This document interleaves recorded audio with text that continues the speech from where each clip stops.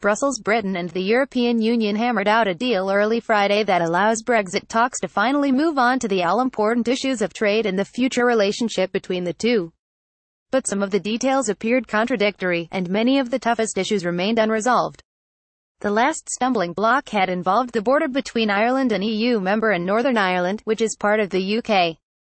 After Britain leaves the EU, that will be the only land border between the two. The Northern Ireland party that has been holding up a deal now says it's satisfied.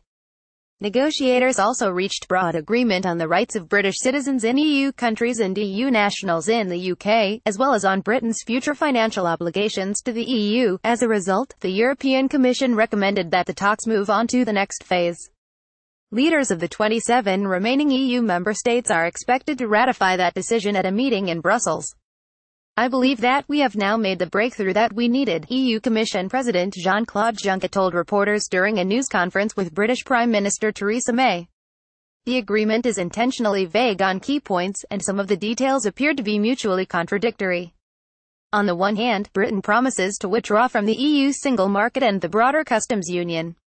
On the other, the agreement says there will be no hard border between Ireland and Northern Ireland, although the former will remain within the EU single market and the latter and the UK. Exactly what that means will be fought over by politicians and negotiators in the months to come, and the European Commission itself acknowledged in a message to EU leaders that the language seems hard to reconcile with the United Kingdom's communicated decision to leave the internal market and the customs union.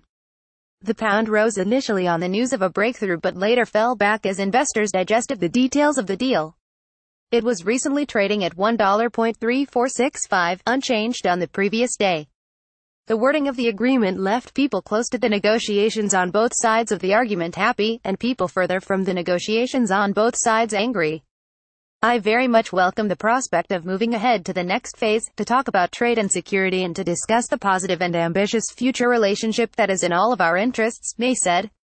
Nigel Farage, who led the drive to leave the EU as chairman of the UK Independence Party, said May had caved on critical points. Farage tweeted that the deal was good news for Mrs.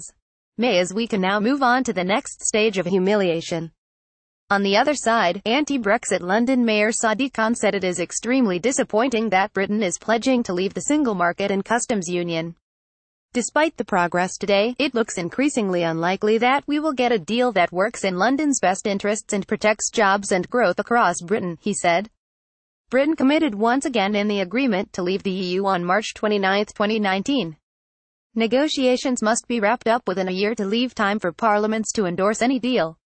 Already, precious time has been lost in matters many thought would be dealt with expeditiously. The real drama lies ahead, with trade talks that normally can take a decade are more compressed into a matter of months.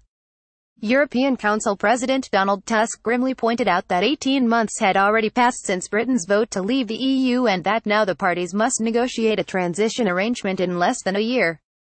The most difficult challenge is still ahead, Tusk said. We all know that breaking up is hard, but breaking up and building a new relation is much harder.